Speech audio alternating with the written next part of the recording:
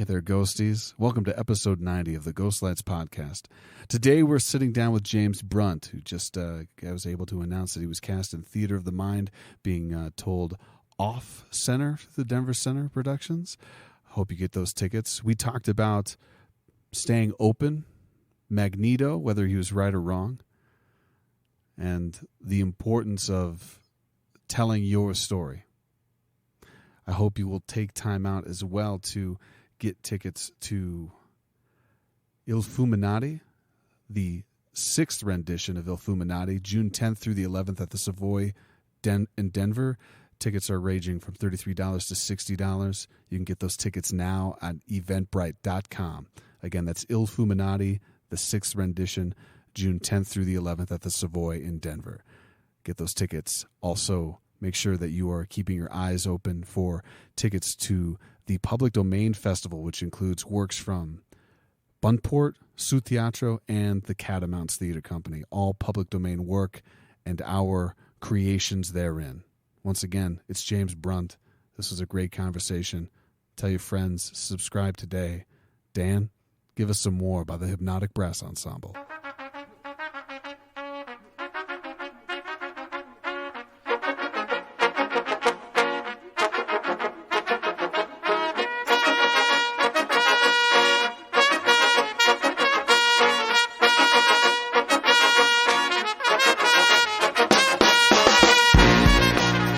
There, ghosties. Welcome to the Ghost Lights podcast. This is episode 90. Oh, dang. Now we're just 10 away from the century mark, and I wanted to get a big special guest on here, someone I have a great deal of respect for, someone who is climbing up the charts, but has probably been close to the top for a really long time. His name is James Brunt. James! Hello. Hi, James. Hey.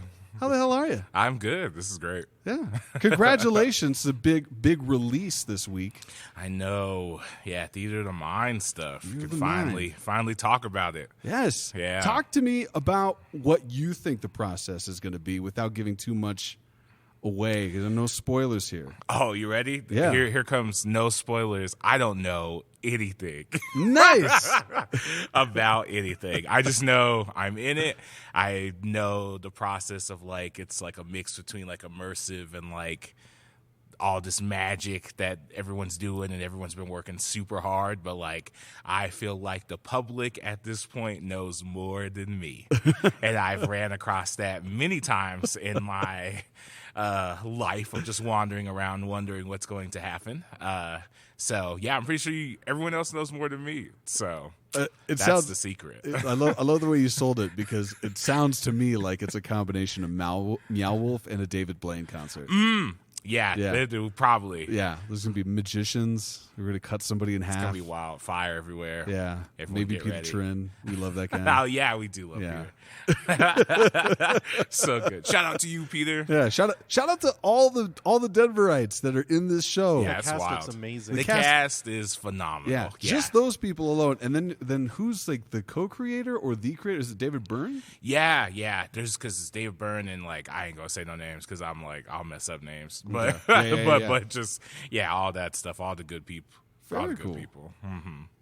What do you think this kind of moment? To me, this is a big moment. There's at least 15 Denver people on that posting that just came out. Cast wise, you got Jenna Reyes, who's been a guest on. We've got Amanda Berg Wilson, who's been a guest on. Peter Trin, Abner Genesee, Danielle Betts. Yeah, these are all. Some of these people are huge cornerstone names. Yeah. What I think this theater community needs, and they're all being included in this process. Do you think this is a big thing for local Denver actors? I would say it's huge. It's probably one of the biggest things that's ever happened, because I know a lot of Denver actors, we're all kind of all over the place, and we all have our own things going on, from theater to random gigs to everyone's just trying to do what they can to survive, but also make it in their own way, I feel like. And I feel especially for the Denver Center, I feel this is a huge deal to have. It's purely dim, you know what I mean? Everyone lives here. Everyone stays out here in some capacity, and that's almost unheard of.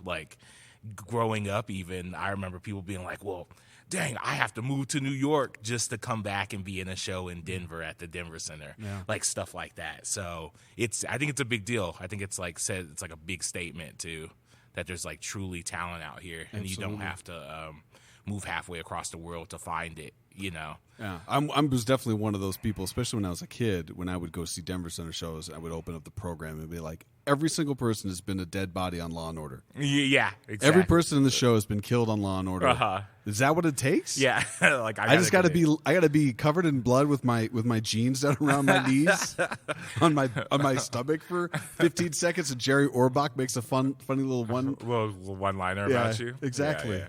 No, should have cleaned his pants.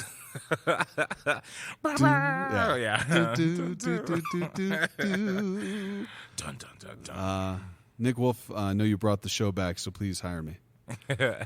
Anyway, do you feel like this opportunity puts any pressure on these actors to deliver? Do you feel any pressure specifically, or is it just like it's a big opportunity? Of course, there's pressure. It's a huge opportunity. Yeah, the pressure comes with the opportunity. It's definitely a big deal. I know, me personally, I know I was just like, I'm ready for anything. I've always been ready for like the next project, the next gig, the next anything that's going to make my career just go a little bit further than what it is the day before. I'm not too worried because I just think it's going to be a lot of fun. I think it's going to be a lot of fun. I think we have the right people, creative team, actors, like everything all around 360 that's just going to make this process like one of a kind. And I'm not too worried about it. Like, I'm nervous, of course, because it's like, woo, this is like the next step, next level, like level up in my career for sure. So I'm just like ready to explore like what's next during this process, and like what comes after this is always like a big what if and stuff too. But like, yeah, I'm just here for the ride. Nice. That's a great mindset. Well, I mean, honestly, I'm really excited for you, and I think you are more than deserving. You've earned this spot. It's been clear to see, and I think for everyone involved in this project, like I'm so happy to see those names up there. I know I forgot a lot of you, so please send your angry tweets at the Ghostlights One, and I will make sure that I apologize profusely there. But congratulations to you, James, and to everybody. Oh, thank you. I appreciate it. Now, theater, James. How did it happen to you?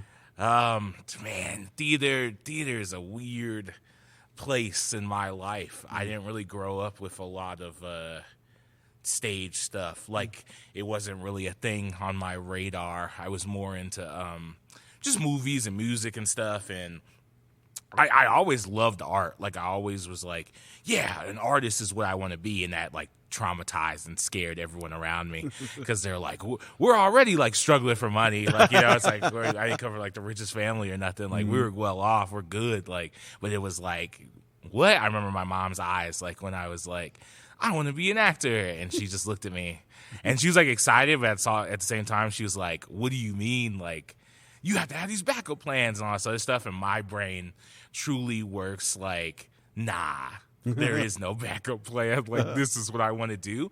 And I got in a lot of trouble early on, like in third grade and stuff, because I was the kid who kids were like, well, I want to be an astronaut, or like, I want to be a fireman or something like that. Yeah. And then I would look at them and I was like, well, I want to be an actor. Like, I knew in third grade I wanted to be an actor. Yeah. And then the next day, like Billy or Tommy or whoever would come and they'd be like, actually, I want to be a nurse, or I want to be a chef. And I was like, you're not dedicated. Nice. like, and I'm like in third grade, I'm like, you're not dedicated to whatever dream you have, because you literally changed in a day. I love it. You're a third grade Redwood. You were already throwing shade. Yes, yeah. So I was pissed. Like, I was very upset. And I think about that. I'm like, oh my God, it was nuts. Like, telling all these other kids in my class, like, what do you mean you changed career? Like, that's what you want to do now? Like, and I know you could be whatever you want to be, but truly I was like, you don't have passion. Like, you're not dedicated to what you want to be, because you don't know. And like, that was like, and like to hear myself say that now too, is like, yeah, I'm nuts. I still kind of believe it though. Like, I still believe it to a point where I'm like, if you have a dream, or if you have something that you really like want to do, like, you can do it. Like, there is nothing stopping you. Yeah, real world problems, money, time, life, you know, there's all kinds of things that get in the way. Oh, yeah. But like, if you really want to do something, you'll do it. Like, no one's stopping you from doing it. It's usually an inner battle with oneself. Yeah, the only one in the way is you. the only one in the way is like you. So early on, I like realized that like real quick for myself, and I was like, the only person that's gonna stop me is me. And where did so that I come have to from? My parents have a hard work ethic, and I come from a place where, like, if you don't work hard, you die. Low key, like it's like if you don't do what you need to do or to stay afloat, like things go wrong. And like my dad, like he was in the Army over 27 years or something, and my mom was.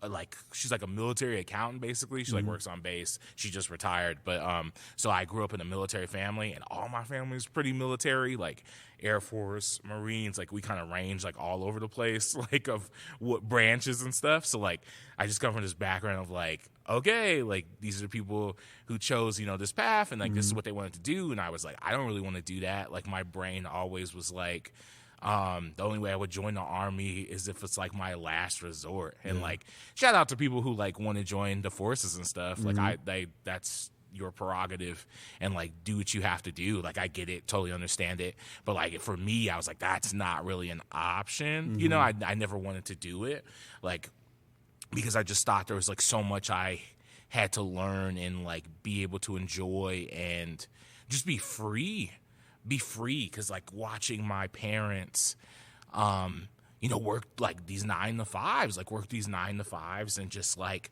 slave away trying to take care of me and my sister. It hurt me growing up. Like it kind of hurt me just like watching them do everything they can to like be able to take care of us, and I'm like super appreciative of it. Like I just like I take everything like to heart, because like they pushed me to be like, if you want to do it, then you have to do it like at 100%. Like you can't just be like, oh, I'm gonna half-ass it. Like if you want to be an actor, then you have to go out there and like show that you're gonna be an actor, And so I always had this just brain thing of like, do it, because like I went to school. I hated school. I actually truly hate school. I'm really good at it. I've always been really good at it. But I thought it was boring. I always got really bored. And there was times even in elementary where it was like, your teacher's like, hey, if you do all your work, you can do this. And then like my work is already done. I usually did my work like the day before or like ahead of time, so I could just have free time. And like, so I was just like, let me just get this free time, and then I could just read Goosebump books every day. And so no one can bother me. Hell yeah. But everyone would get upset at me because they're like, James, why are you reading Goosebumps right now? And I'm like, my work is done. They're like, no, it's not. And I'm like, yeah, it is. And R.L. Stine is a genius. Genius. R.L. Stine, if you ever listen to this, like, #1 fan. Like, and the invitation to be on the pod is always there. Always there. Just please come to the pod. So many Anyways, ghosts shaped my life. That hit so close to home because I was rewarded by getting like good grades by getting a book, and it was every single O on my outstanding on my report card. Another Goosebumps book. Yeah, like there's so many you can read. I mean, off top, do you have a favorite?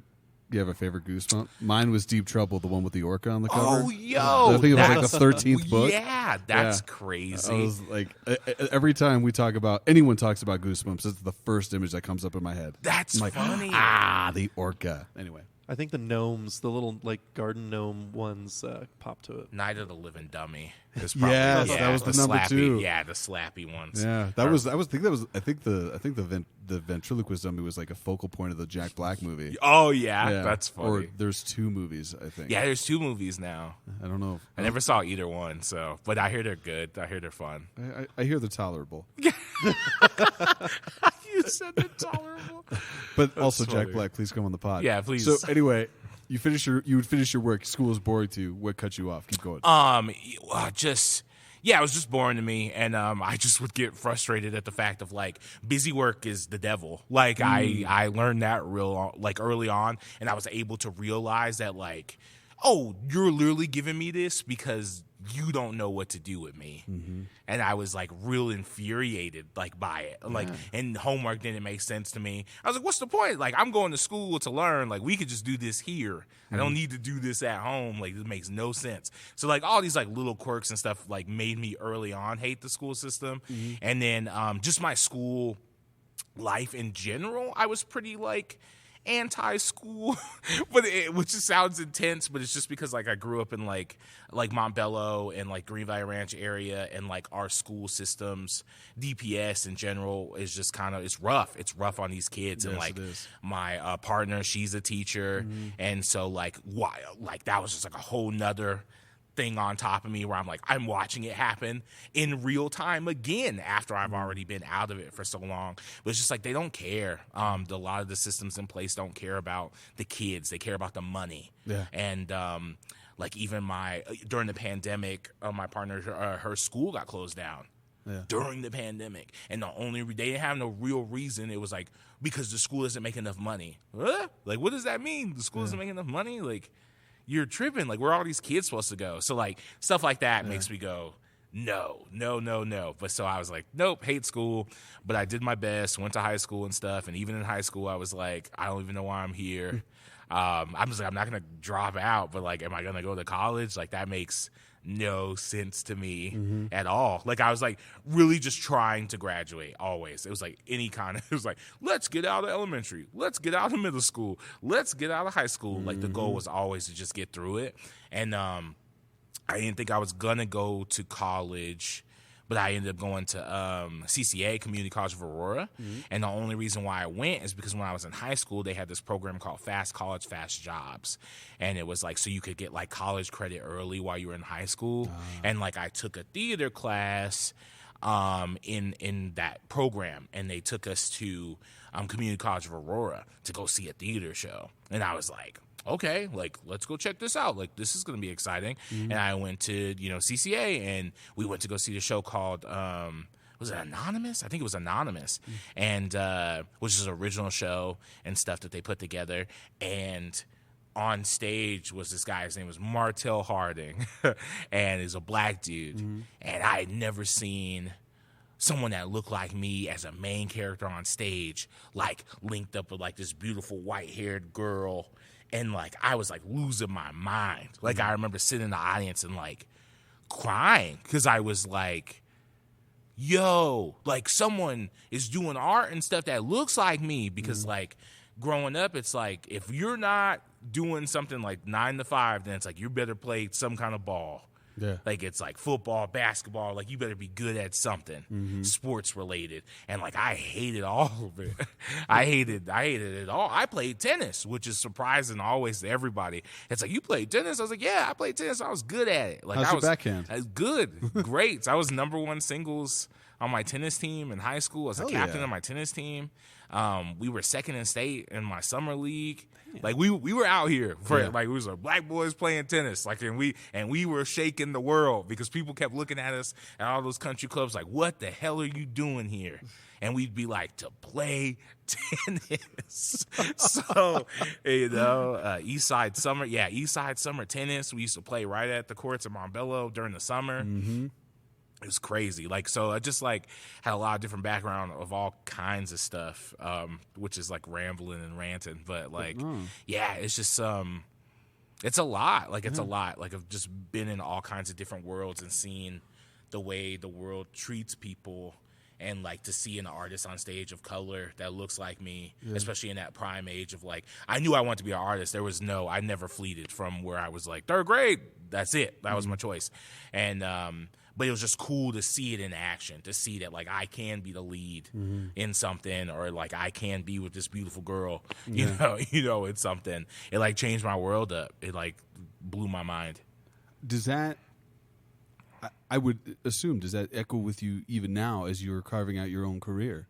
Are you cognizant of what a random performance could mean to somebody in the audience if they see you on stage? Yeah. When they see you on stage? Yeah, because before theater, I was doing slam poetry a lot. Like I grew up just I still write. Like I write a ton. Like I grew up writing creative short stories and stuff. I have like this giant folder from elementary school of like all these random short stories. It's like Sonic the Hedgehog versus Raphael, like crazy stuff where it's like, what was not I in the writing? same universe? Yeah, it's James. like not at all. I was the multiverse before the multiverse happened. So it was just crazy stuff like that. But I was just always writing and just trying to like, I don't know, just put all these different worlds and things together, you know. But yeah, I found on really early that like what I do makes a difference, even in little small ways of like different performances or even slam poems of like I did, and somebody would come up to me after and be like, yo, like I haven't thought about this memory or whatever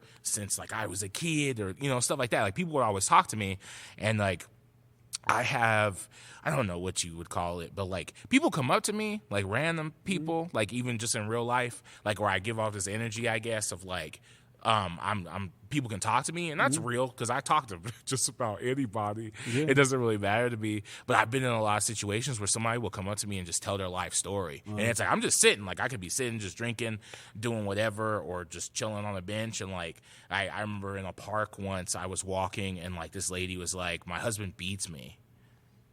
And I was like by myself, like in the park, like on this bridge, and she just like, I don't know if she just meant to say it out loud or what, and I go, and I remember being like, and how does that make, like, I was like, and how does that make you feel? Because I was like, obviously this lady needs to talk.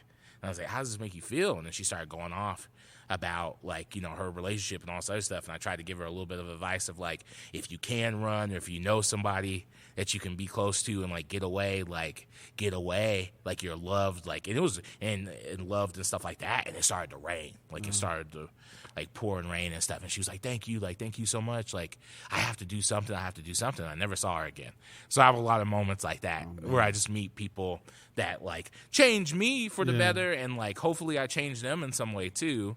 But, like, art is it's essential. It's essential because, like, even in high school and stuff, like, I was always known as, like, I was funny, I did slam poetry, and, like, I played tennis. Like, it was, like, I had all these different traits and stuff, but it was, like, no one did theater. Like, theater was, like, non-existent, which is the main topic of the question you asked me. I'm swinging back to.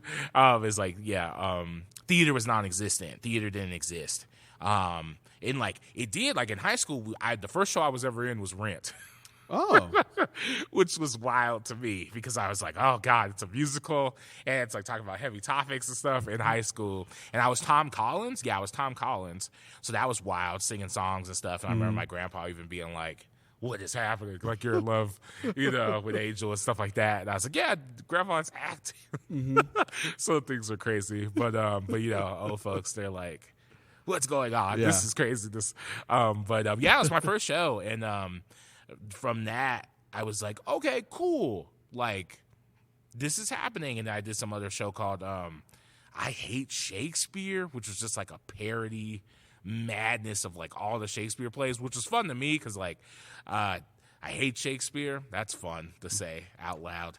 I don't enjoy it at all. That's, I did a monologue from that play. Oh, did you really? Yeah. That's for the Denver funny. Center auditions, the Generals this last time. Oh, that's amazing. Yeah, it's funny that you bring that up.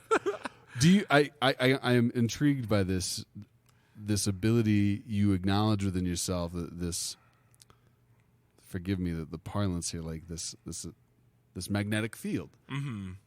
Are you open to these encounters that people seem to like seek with you, or is it something that you had to grow into? I'm an X-Man. No, I'm just kidding. I would never be an X-Man. I'd be the Brotherhood of Mutants. That's real. Oh, man. Yeah, I'd run with Magneto. He makes more sense to me. Professor Xavier is wild. Man. Like Professor. So you are like by any means necessary. I'm gonna put the White House inside of Jack Kent Coote Stadium. By the way, Jack Kent Coote is not a good person, so it's fine that we're doing that. That's fine. But I'm just saying. Yeah, I would, but because of the tangent of like we're gonna circle back. We'll circle back. But the tangent is because Magneto, everyone's gonna be like, Magneto was right. Like, and start screaming. They're gonna dude, scream people at your that agree with podcast. Thanos. Oh So, yeah, I mean, that's craziness. I wouldn't say that on our podcast, but I mean, he's got some ideas, which are he does. wild. He does. Which are wild ideas. Listen, maybe 20 years ago, I probably would have said Thanos is wrong. Now you're like, I might don't be know. too many people. But, Anyway. but yeah, no, Magneto's cool. But I think it's just because of the freedom of like being a person of color and like growing up in a black man in America specifically, especially, it's hard. Like every moment of my life is ridiculous, and like what you're saying, like, am I this magnetic field of if I'm open to these encounters? Yeah, it's like I am. I found like kind of like a happy medium boundary when I got older. But like I was open to the encounters because a lot of my original encounters growing up and stuff were filled with like disgust and like hate and stuff, and like people not wanting to date me and crazy stuff because of the color of my skin. Like I can't tell you how many times like I've had like tried to just be intimate with someone or whatever, and they're like they get into it and then they're actually like, actually no, I can't, because they have to think about the rest of their life and like what it would be like with me in their life and the way their family would treat them. And I literally had someone tell me once where she was like, I would, but like my family is awful. Like they're awful. And she was like, I can admit that I can't deal with the pressure of like having you in my life. So like my encounters growing up with stuff like that, of like me hating my own skin because I was like, how am I supposed to live? How am I supposed to survive? How am I supposed to do anything I want to do? Because the first thing people see is I'm just a black man. They don't care about the art. They don't care about anything. They just look at me and automatically are just like upset. And like I'm a bigger dude too. And like when I was growing up, my parents used to tell me, you got 3 strikes against you. You're a man, you're black, and you're also bigger than everybody. So people are afraid of you. It was like already instilled in me at a young age of like, people are afraid of me, and like I didn't believe it at first. I tried not to believe it because I'm like, this just jokes. Everything is just jokes. Like my parents don't know what I'm talking about. Yeah, crazy stuff like that. But then it's like you get out into the real world and you try to make friends and stuff, and like literally people will be like, you can't come to my house, and you're like, what? And it's like, nah, everybody else can come and you can't come. And then you sit there with that reality of like, oh man, this is real. Like, this is real, and I learned that super early. And I wrote a poem once that was like, the line was like, it's not I love you, it's always be careful. In my household. It's like, they told us they love us, but it was like this sense of like danger. Everything is dangerous. Once you leave these doors, it's danger. Everything is dangerous. Yeah. And so, yeah, it's just like, this magnetic field, I opened it up. I let it just be super open because I just wanted people to talk to me. And then 2, I don't know what those people are going through. Like those people, obviously they need somebody to just talk to, even if it's just for 3 minutes, just to say what they're thinking. If that can help somebody along the way on their journey, then so be it, then why not? Like, why not let those people get a sense of just like some relaxation? Because I feel like a lot of people who don't have a lot of people to talk to just deal with a lot of trauma and stuff, and they're just real closed in and tight, and they just don't know how to release nothing. So that little moment of release, even if it is some random person talking to you at a bar, they might have just needed it. As long as it's not too crazy and they're just talking, you still, keep your boundaries and protect yourself and stuff like that. I'm not telling nobody to do that, but like if somebody's talking to you, they might just need to talk. Yeah. You just have to think about it sometimes because you just don't know where somebody's coming from. Definitely. Yeah. Which is like, I hope I covered the bases. I don't know. That's wild. Yeah. No, I mean, it's such an unfair and singular journey, it feels like. I mean,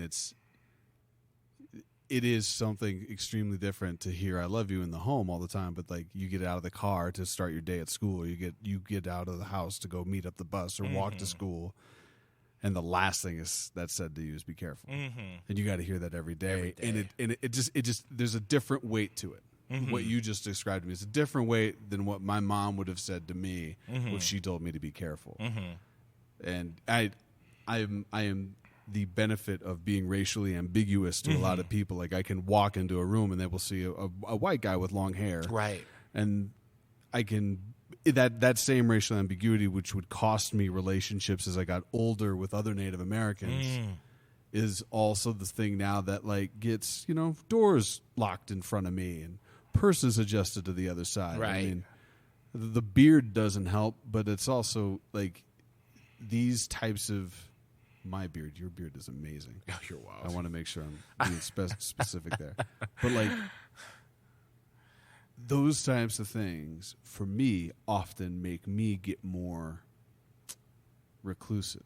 And then through all of that, these personal experiences you've experienced, you've made the conscious choice, it seems like, to create space when it's right for you to be open to these types of encounters. And that's special. And it shows, I think, what you described that they see in you, I think that comes through as the truth when you describe making that choice.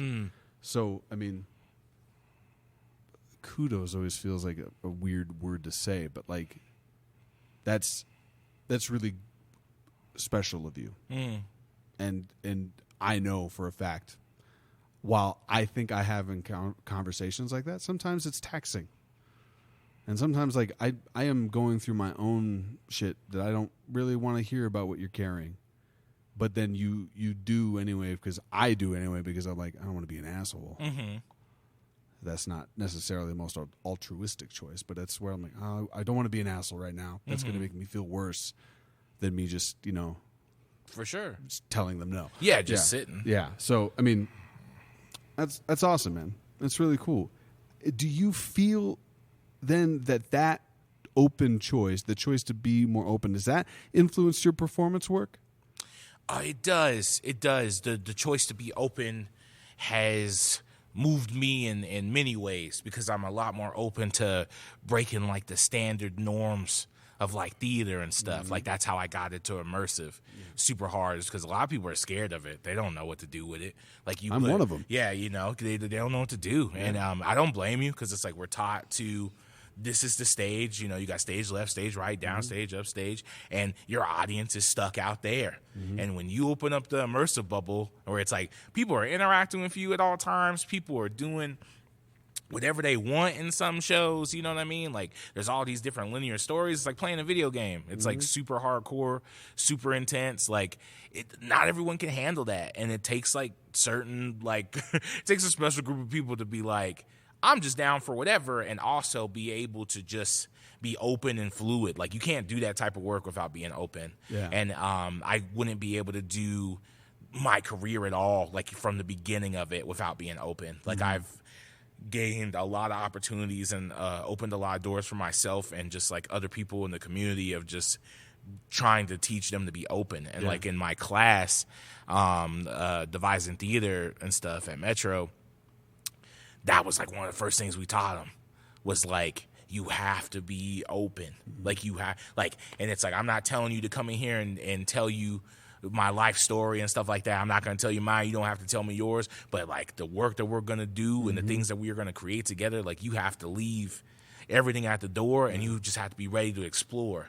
And like, if we got to cry together, we'll cry together. If we got to scream together, we'll scream together. But as long as we get that product and it's something that's real, like not the BS that like, you do in a lot of classes where it's like, yeah, feel this, or feel like you're happy and walk around in this circle and like think of this moment and stuff like that. It's like, nah, like that's cool, but like, no, tell me what truly makes you tick. Like truly what makes you feel upset in the morning when you wake up. Or do you not feel okay today? Do you not want to participate today? That is fine. Like, I'm not going to make you participate if you're not feeling it. You know what I mean? Like, I'm not going to force anyone to do anything.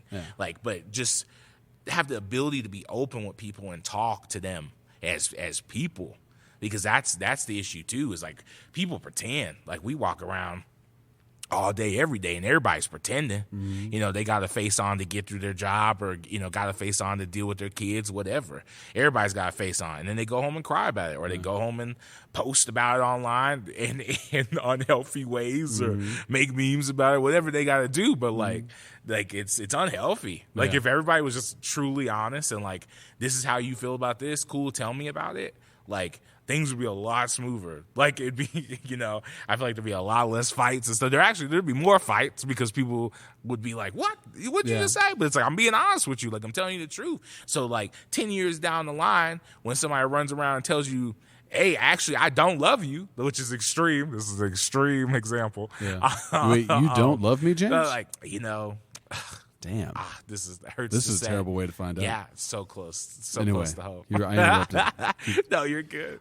But just like, you know, that situation, just those types of things where it's like people hold stuff in and then it comes out at the worst possible time in their life. Because it's like, well, I finally told you. Oh, 10 years too late. Like, we're married. We got kids. Like what do you mean? Like, you could have told me on the altar, like, yo, I don't love you. We could have been like, hey, Sight, enjoy the refreshments. Like, have a good day. We'll actually dance together because she told me the truth, or he told me the truth. Hell, it don't matter. Well, I think there's something. I think you're absolutely right. There's this piece, though, that I think being honest and not taking things personally. Yeah. Being open to the fact that people live their life with their choices, and it's their thing that they're carrying.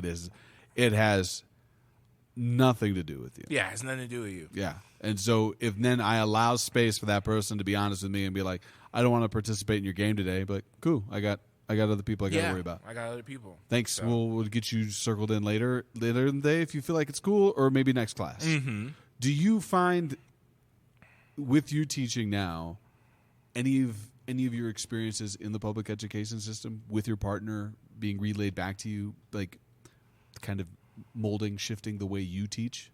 Or is it different because it is at the collegiate level and you're working with predominantly adults?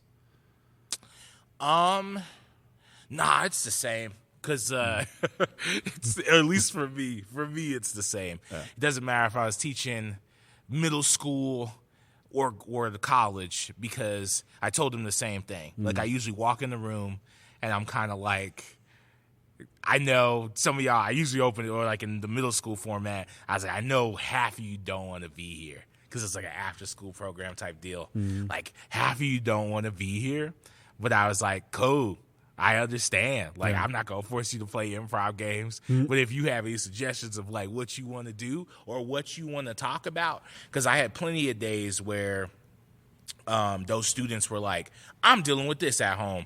I can't think about no improv game. Like, and I was like, cool. Like, do you want to talk about what's going on at home? And then usually it ended up being a whole discussion with the whole class about all their stuff going on at home. Nice. But like, yeah, it's all the same. It's all the same. It's the same format for me of just like, be open, be free, and do what you want to do. And usually I say, preface that, like, everything you learned before me, I don't care. Which is intense. It's kind of scary. It's really intense. But it's like, everything you learned before this class, I could care less. Yeah. Don't bring that in. Yeah, don't bring it in here. Don't bring it in here. Because, like, yeah, you're going to need some of it. But, like, all the stuff that's, like, the foundations and the structures, because people get stuck. They're like, well, I learned this, and this is the way it's supposed to be done. And then when you tell someone truly to do what they want to do, they freak out. They freak out, and they go, what do you mean? Because that's what my students did when we were like, you can do whatever you want in this class. And they were like, what? Like, what does that mean? Like, what? Do whatever I want. And I'm like, whatever you decide that you want to create, we will attempt it, and we will mold it, and then we will work as a class to, like, make it better. But, like, we can do whatever we want in here. Flabbergasted. They didn't know what to do. First day, they didn't know what to do. They thought we were nuts. They thought we were nuts. They were looking at us like, what did I sign up for? Like, what class did I sign up for? Because, like, the freedom, we live on 9 to 5s. We live on, I have to wake up here and I have to go to bed here. Like, we wake up telling people that our dreams and stuff do not matter. Yeah. That's not going to make you enough money. How are you going to live like that? We got taxes. We got, the list goes on and on and on. So people get stuck. I've watched plenty of people that I've grown up with who have dreams. More people that are talented than me, more talented than anybody I've ever seen, who got stuck, who got trapped, and they're unhappy, and they are very upset, and there's like nothing you can do about it. You can try to give people all the resources in the world to do what they want to do, but at the end of the day, like we said, the biggest enemy is yourself. Yeah. Because it's scary. It's scary to jump out on a ledge and be like, hey, I'm going to be a full-time performer. You know? That's terrifying. It's terrifying for anybody. And it's hard to do. It's not an easy feat. You know what I mean? I went through many jobs of like trying to please my parents and please everybody around me so I could make money or try to get health insurance and stuff like that. Yeah. And I hated it. I couldn't do it. I worked at UPS for a year, at the airport for a year, whole year, breaking my back. I used to work on the ball mat, so it's like outside. It's got a bunch of like wheels and balls and stuff on it, and there was like 10 doors. There was 10 doors, and the big planes would come with all these packages, and the containers would come, and the containers were 1,000-pound containers that are just huge, and we'd have to unhook every container and push manually those containers onto that door and lock the container in, and then you knock on it, and somebody inside empties the packages. And if there's not enough people, you got to go in there and empty the container that you just pushed up on that door and lock in. And I did that for a year. Hell no. With all the weather, because it's like you're outside, so snow, rain, it don't matter. UPS goes. Like, we're working. And to live in an environment where I'm doing it because I need health insurance. My brain was like, I need health insurance. I'm trying to make my mom happy. I'm trying to make everybody happy. So I'm going to do it. But then when I got to a point where everyone who worked on the ball mat with me, I went through like six other co-people. Oh, yeah. Next to me, gone. They were just gone. Yeah. Gone. I was the only person that stayed there. And so I get to a point where, I asked my manager, I say, I've been here a year. Can I go inside? like on some slavery shit, like on some slavery shit. Hey, Master guy, like, can I go inside? Like, can I stop being outside? Please put me in the house. Put me in the house. And she looked at me. And said, yeah, like, we'll figure it out. Right? We'll figure it out. So I'm thinking, and she was cool. So I was like, I'm not knocking her. She got to do her job. But I was like, okay, cool. So I went a couple more days, got a new person next to me, in the rain, pushing them cans. And I asked my manager again, I go, hey, any luck on trying to get me inside? She said, we're working on it. A week goes by. I finally go, my brain's like, I'm not getting inside. And what the real kicker was is one of the drivers, he said, you're trying to get inside? Like, he stopped me once, and he's an old head, and he'd been working there for, old head definition, people who've been working at UPS or just, they're older than you by like 30 to 40 years, who've been working at UPS for a long time. He looks at me and he goes, you trying to get inside? I was like, yeah, I'm trying to get inside. He started laughing at me. He laughed in my face. Talking about, you trying to get inside? He said, everybody starts at the ball mat. And he said, nobody leaves the ball mat unless you get injured or somebody switches you from inside. And ain't nobody going to switch you from inside because this is the hardest job at this facility. And I was like, bet. I quit. And so once I finished my shift, I literally looked at my old manager, not even the manager I was talking to about trying to switch places. I told him, hey, man, here's my keys, here's my badge, all that stuff. Hope you survive on the inside. And we laughed together, and he was like, be free, my brother. Be free. And I left. And that was the moment I decided to do performing full time. Like, there was no, like, I was like, gung ho. That was like, what, almost 3.5 years ago or something. I decided to be full-time performer. And from that moment, like, it was like the universe spoke to me, and it helped me out. And it was like, oh, you're truly dedicated to the craft again? Like, not listening to everybody else around you? Job after job after job after job. Gig after gig after gig after gig.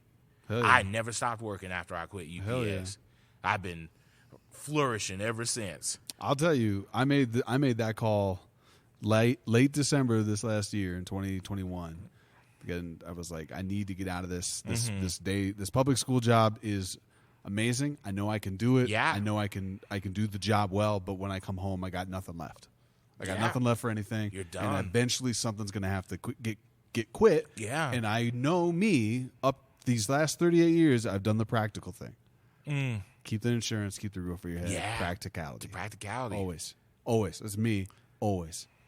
And I was just like, I can't do that. Can't do it. I'm not going to be happy. Yeah. I'm not You're going to be miserable. happy. Like, when you come home and lie down on your couch at 5:30 and you black out and you haven't had a touch of liquor, you hadn't had a touch of any substance, and you like, I lost nights. I would come home, take my dog out, feed him, sit on the couch, and I'd wake up at 10, unaware of what happened for the last 5 hours. Jesus.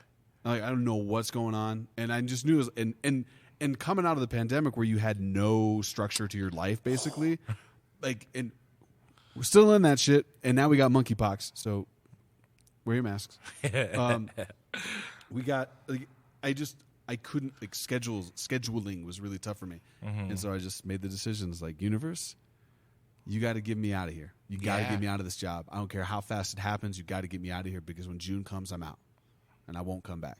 And a week later, I got an email, got the job, and ever since then, I've turned down more work than I've accepted, because it's like I now know what I need to do in order to make ends meet, and if you can't come close to it, I'm really sorry. Yeah, I'm really sorry. I wish you nothing but success, but I am the job now. You are the job, and you're open to it. Yeah, you are open to it. It's our time now. James going to get a hell yes? Hell yes. It is our time, Dan.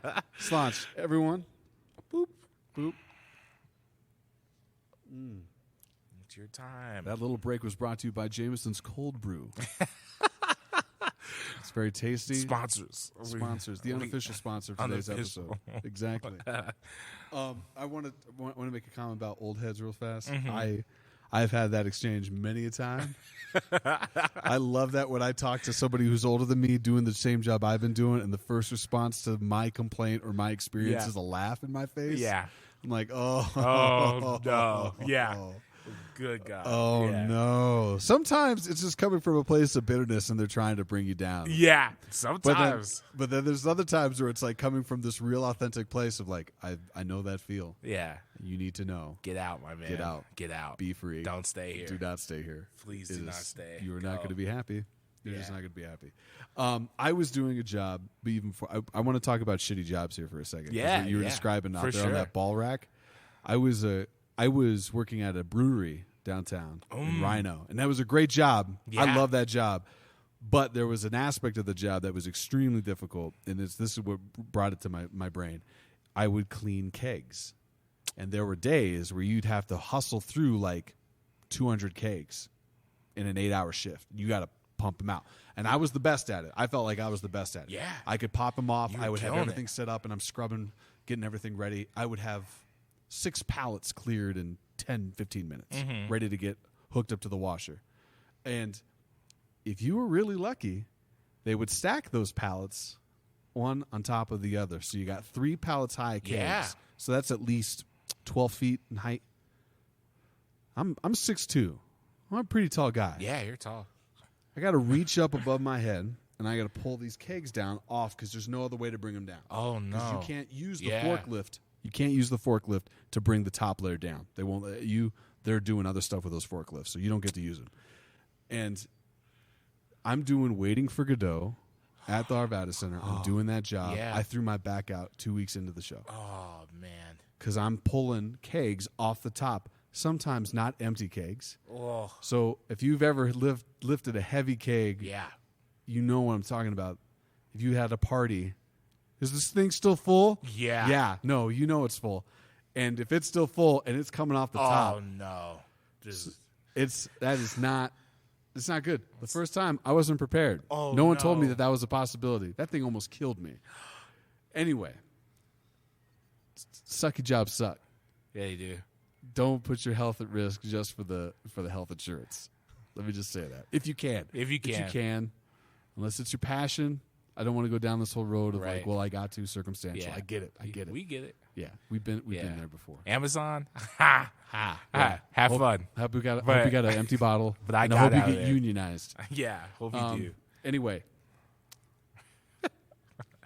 this is an awesome journey. I'm really glad that you touched on this whole like I'm just gonna put myself out there and connect to this 100%, and through that you find the opportunities that are coming to you. You talked about your expectations of like if you don't want to be like I don't want to put words in your mouth. It sounded like if you're not 100% about this, find something else. Yeah, no, okay. that's real. That's how I feel. So how does that connect to your process individually? What does that look like for you? Are you constantly reading scripts? Are you constantly taking classes outside of what you're teaching? Or is it just the work and you're taking notes in that? I stopped doing. So yeah, it goes into play of like, I do check a lot of stuff where like, because at first, it's like everyone starts that way. It's like beginning of your career, you're like, I'm taking everything. Doesn't matter if it's $250, $150. You know what I mean? Doesn't matter. $50, like whatever. Trying to put your name out there, doing whatever. But I'm at a place now where I have to be, picky and choosy. I got a partner. I got a dog. Like I got. What's your dog's name? Rio. Rio is the best damn dog. I beg to differ. The world. I beg to differ. I seen your dog. I love your dog. Yeah, that's Mike, baby. Yeah, Mike. I finally changed my background cover. I don't ever do that. I get to see Rio now, everybody. You do. I love podcasts. We oh my got God! Look at Rio's face. My Maltese poodle. Oh my God! All right, so that boy is funny. He's got a whole personality. He is the best. Yes. Sleeps in, everything. You got responsibilities to take care of? Yeah, I got responsibilities. to take care of. I got to, I'm trying to get a place to live, all types of stuff. Everybody's doing what they got to do. But so I can't just take everything anymore. I can't just do willy-nilly whatever I want. I gotta think about bigger and better things and stuff that's gonna help me too. Like, and if I'm having fun, there's all kinds of things. Like, I don't really like to do I call them slave plays.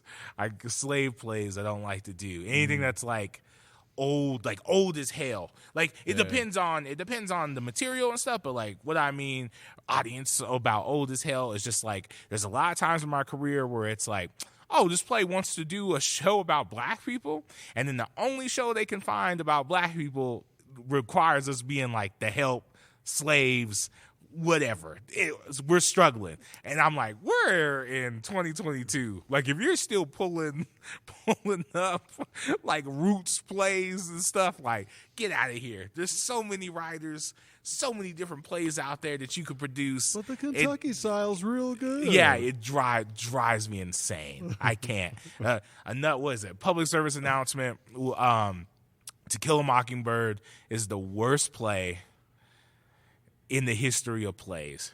Shots fired. Yeah, shots fired. Like, I do not care. Do not at me. And my reasoning, I will back it up. My reasoning that it's the worst play ever made is because, one, it's overused. It's overused. Anytime there is a situation where, the world's in turmoil and races are fighting against each other, let's put on To Kill a Fucking Mockingbird. Yeah. So, and I'm like, okay, tell me what the play is about. Tell me what the play is about, Sam. Tell me what what's the play about? I'll tell you what the play is about. Yeah. So there's this girl named Scout. Yeah. Tell me.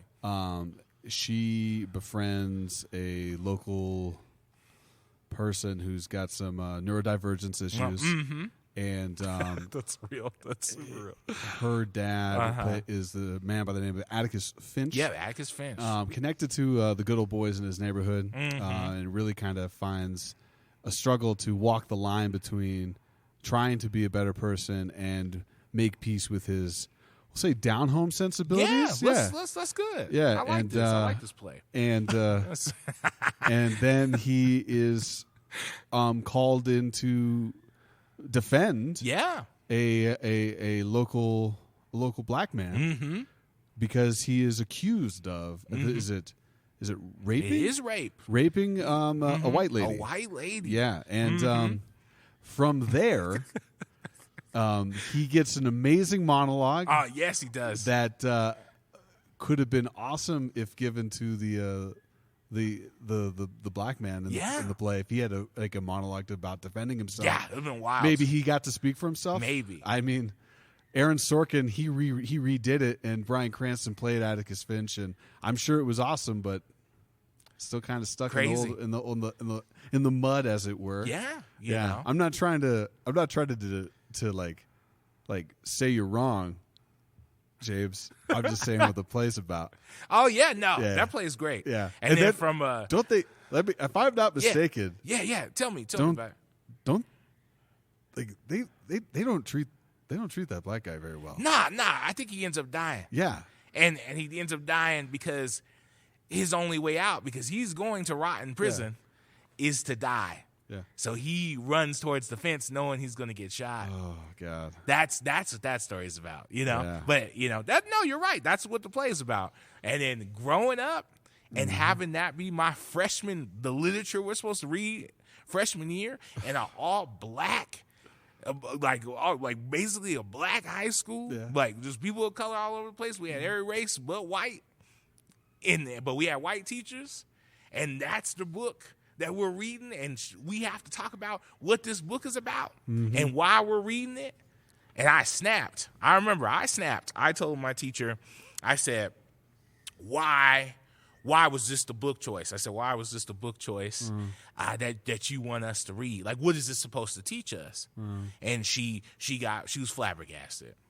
Didn't have an answer for She didn't have an answer for me. I said, you don't know why you're teaching us this? And she didn't know what to say to me. I said, because what is this book supposed to teach me?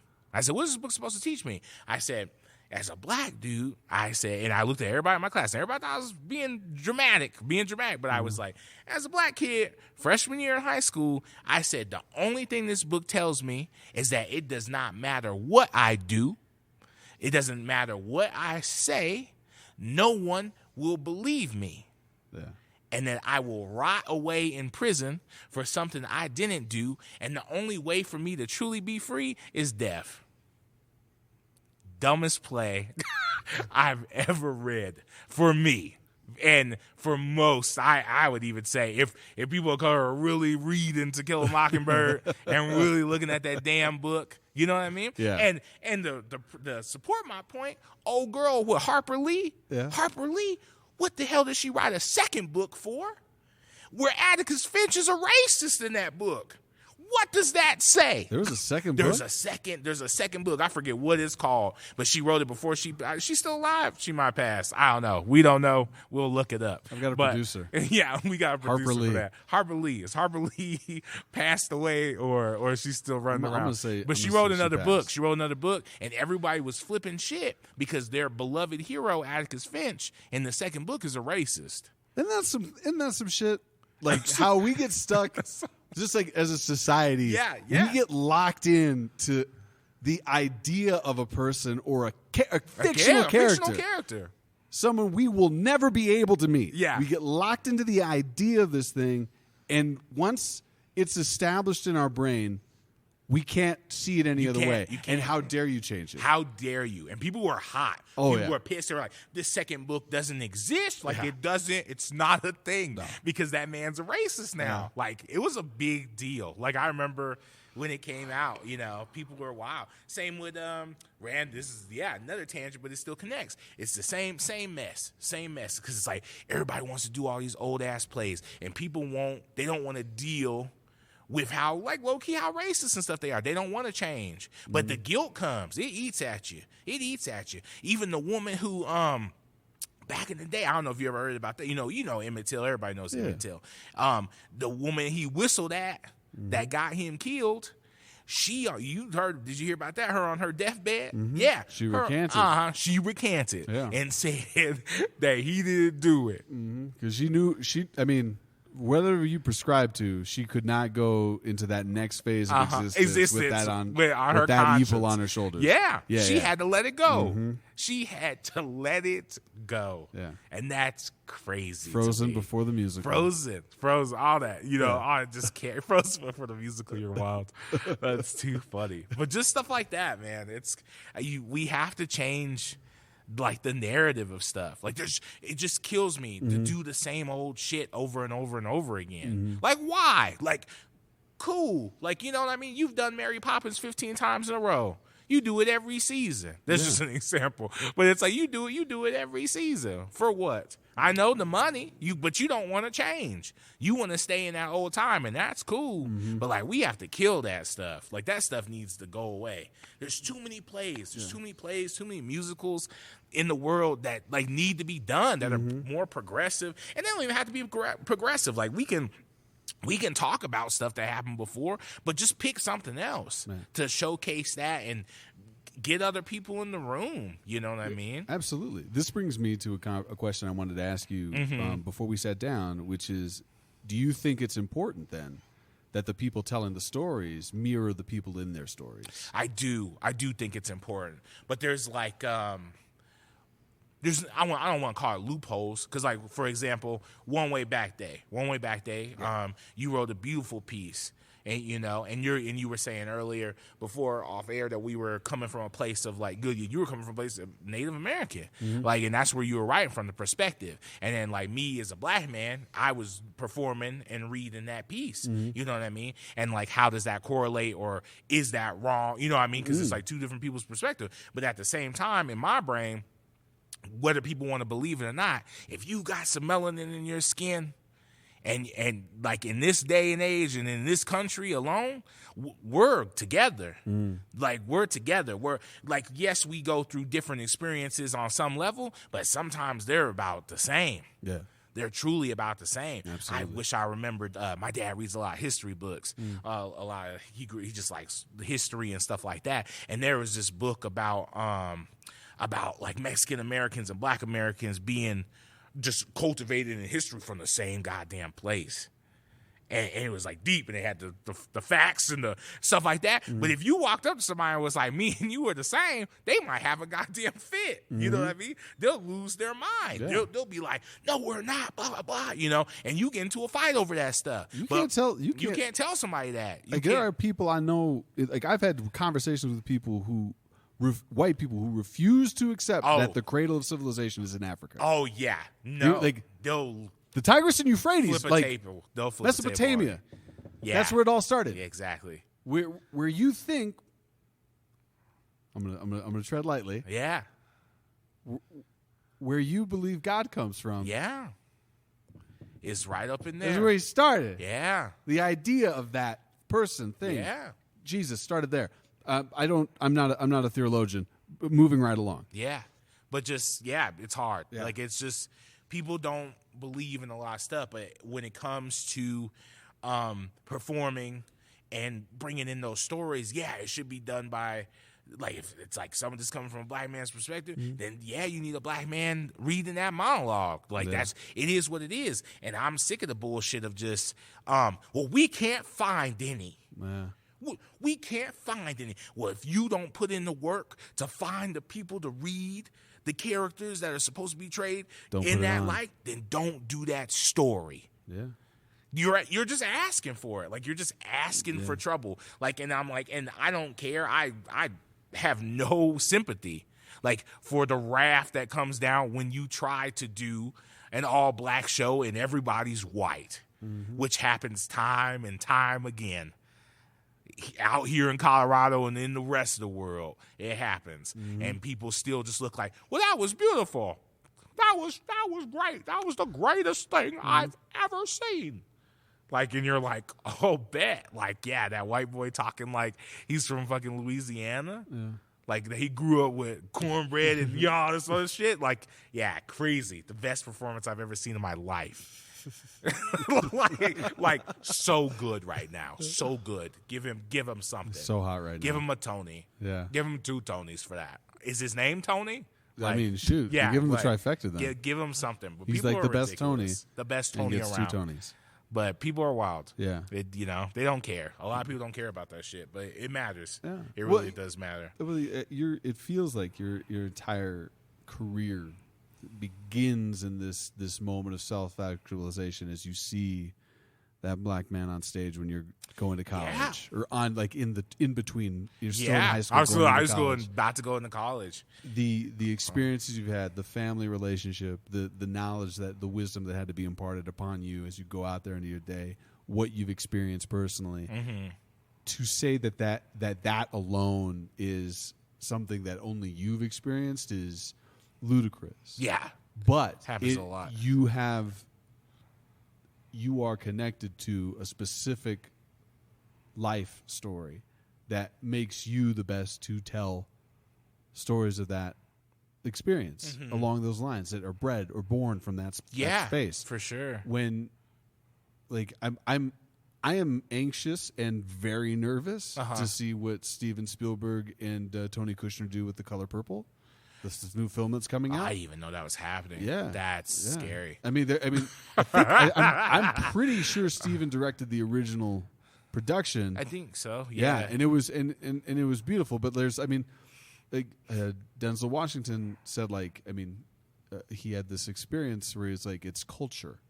Yeah, it's culture. I'm directing Fences because of my culture, the culture. Steven could probably do a great job with the story, but it's not going to be the same because it's not his culture. Exactly. So, I mean, there's a part of me that's like, maybe this movie is going to be amazing, but there'll be that one little piece that might be missed because there's not the culture. Yeah. There's a life experience thing. It is such an interesting topic because it was this idea of like who can tell which stories, and the counter argument I heard and what inspired me to ask you the same question was that if you're going to tell this story, it's got to be perfect. You cannot screw up any aspect of it, any historical aspect of it. If it's related to a real life moment in history, you can't mess up on any of the the background pieces to establish the time, the culture. You've got to know like the back of your hand absolutely everything that goes on in the world of that story that's not even in the script. So I've got the script right, and that sets a place and time or whatever. Right, but you need to know and everything. You got to know everything else. I would say hell yeah. Yeah. And you got to be open to the criticism that this is going to blow up in my face no matter how hard I work on it. Yeah. So the one guest that we had that had a counter argument that was different, I think, from most of the other counter arguments was, why are you telling this and who are you telling it to? If you want to tell a story and you want it to land with a group of people and you want to get them to understand it and you bring an all-black cast into a racist town, they're not going to take it. So his argument was, you get white people to tell this story because that's the only way those people are going to connect to it, and the only reason to tell a story is to connect with people. That was a different thing, but that was someone's take on that.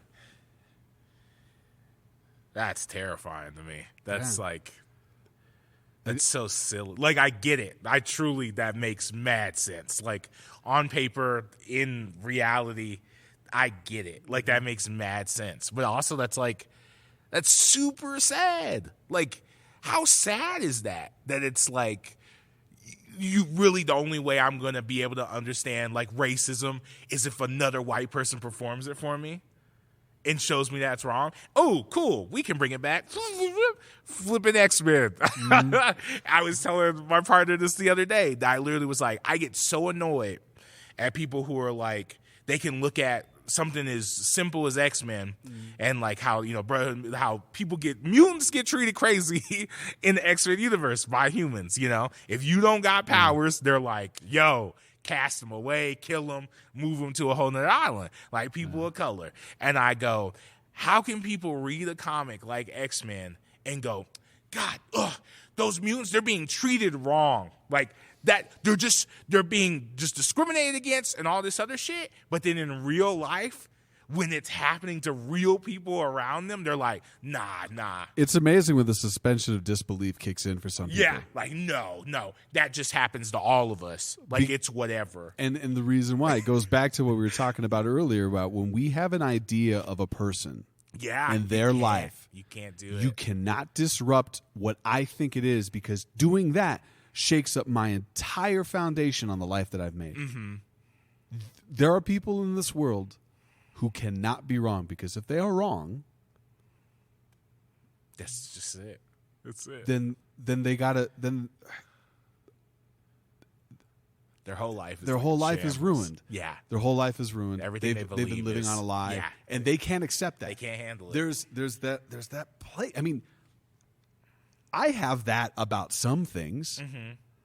I would like to think that I'm a critical enough thinker that in the moment I'll be a little bit inconsolable to find out that, like, oh, please don't have this be the case, but like Jerry Rice was a philanderer. Mm-hmm. I love Jerry Rice. Jerry Rice, I really hope that doesn't come out, because I love you like a son of a gun. I love the story of your dad throwing bricks up to you while you're helping him in the summer. Like, those stories like really inspired me, and I'm like, I wish I could be Jerry Rice. It would crush me, but then I would hope in the 24 hours to be like, oh, got to get rid of all of his rookie cards, I guess. Sell them shits. I don't know. Yeah. Maybe that's an excessive response. I can it's and then you start making moral value charts and like, well, what can I tolerate? Yeah. And a lot of people tolerate. And and I think that, and it goes back to then being the sadness of like, how do I process information? Mm-hmm. I can only accept it when it's coming from people that look like me. Yeah. Because if it came from anyone that didn't, I would think it's too preachy. I would think that they're trying to hammer something over the head, like I'm too stupid to figure it out on my own. Exactly. Well, up to this point, some of you have been. Yeah. That's a damn shame. It is a damn shame. Yeah. So that's crazy. Yeah. That was a good counterpoint, though. That's wild. Yeah. No, I mean, it was a fun conversation. What about Harper Lee? Died in 2016. Thank you. Cool. Awesome. Not that you're dead, but just like, wow. But just that. It's like, yeah, this person passed, and they wrote that like, because I got to figure out when that book came out. I forget what 60s. That book is called. When did that book came out? The 60s. The follow-up? To Kill a Mockingbird came out in the 60s? Okay. And when did the second book come out? That other book. I forget what it's called. Sorry. We got you doing work. Which of them was the follow-up.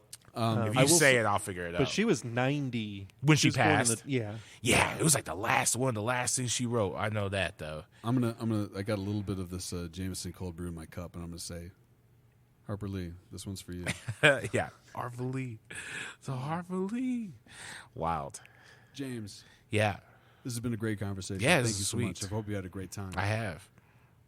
As we get to this stage in the conversation, I would love to ask you, what's that ghost light you wish was left on for you that you want to give to the next generation? Maybe you're already imparting it. You've got classrooms. But what's that? I need you to get this if you get anything from me. The ghost light that I'd leave on is that truly do what you want to do. I can't stress that enough. I've been around so many people that like are just full of regrets because they didn't make that decision, didn't make that choice, didn't jump and do something that made them uncomfortable. Mm-hmm. I would say push your boundaries and trust yourself. A lot of people's first gut instincts is usually right. Yeah. Like it's usually the right way to go. It's like your primal fight or flight. Do what you want to do, and it's scary. Yeah, it's super scary, especially in the world that we live in and all the choices that we decide to make. But if you don't do what you want to do, I promise you'll be miserable. Mm-hmm. And I don't even mean that in like I wish bad things upon you. I just know that you're going to be fighting your whole life wondering why. why you didn't do it. And you can fill that gap with all kinds of different things. But if you don't try, at least try, and then make that decision for yourself if it's worth it or if it's not worth it and you want to go a different path, that's super fine. But, like, especially while you're young and early on, try. Make those decisions. Do the art. Do the stuff that won't necessarily give you the most money. Just do, and specifically do stuff that makes you happy. There's no point. Life is short. Everybody knows life is short. I could go tomorrow, and this would be my last little interview thing, which would be funny. To me, I just think it'd be funny to end like this because I'd be like, oh yeah, like I went out with a bang. Oh man. Well, you got too much shit to do. So I do. I got a lot of shit to do. Let's not put that out there. That's me coming back to life. There we go. Like, don't kill me. I got shit to do tomorrow. Don't kill me. I got shit to do tomorrow. But yeah, just do what you want to do. Like, push yourself. Ask for help. That's a big one. A lot of people don't ask for help. I'm one of them. It takes a lot for me to be like, I actually need help for this. Like, don't be afraid. Make sure you have like an inner circle. I'll tell you something that my dad told me when I was a kid, and he was like, all you need is one friend. As long as you have one person, like one good friend, like one best friend, somebody that you could truly count on, then you're fine. Yeah. Everybody else is a blessing. Oh, yeah. Everyone else you come across is a blessing because not everybody out there is for you. Like, they're not for you, and they really don't want the best for you. So for those people out there that are struggling with people in their life or they don't know, they're just trying to keep everybody in that's not doing them, like, service or, like, helping them out at all, like, let them go. Yeah. Life is short. We ain't got time. Find your circle. Find the people that are supposed to be around you. Create the stuff that you want to create. Don't worry about the money always. I know it's hard. I think about money every day. Every day. It's just a construct that we all have to deal with. But, like, sometimes you just let yourself be you. Let yourself be free to do the things that you want to do. Don't be afraid to dream. Don't be afraid to follow your dreams. And just keep living, man. Just keep living. Don't let things end short. Don't let things end short. And just love yourself. That's a big one, too. Love yourself. Because if you don't love yourself, ain't nobody else going to do it for you. Hell yeah. I'll tell you that straight up. Ain't nobody going to do that mess for you. That's a lot of work. Yeah. Loving yourself is a lot of work, but loving yourself lets you find your dreams a lot faster, too, and find the things that you want to do and find the cohorts that you're supposed to be a part of. And that, like, listen to folks. Yeah, listen to people around you, even if it is someone screaming and hollering or you don't agree with them.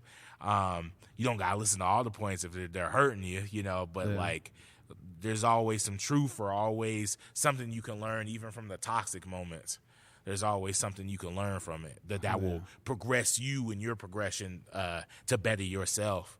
Always strive to be better. Every day I'd say always strive to be better. Oh, yeah. But yeah, just be open and be last but not least, just be open to whatever comes to you, and whatever you wish your life to be.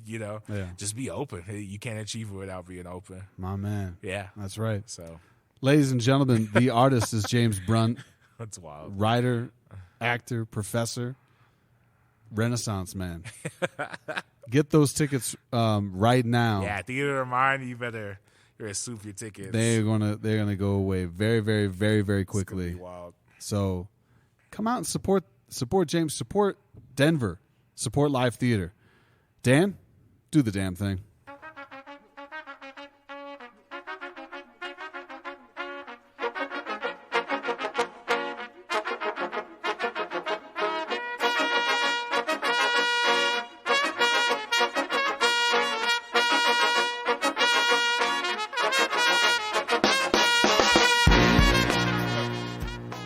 What's new?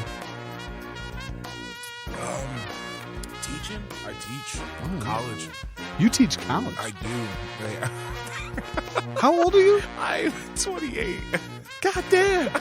Which college are you teaching at? Metro. Who are you teaching at Metro? I teach devising theater. Son of a... Yeah, I know. I just started. My first semester was this last semester.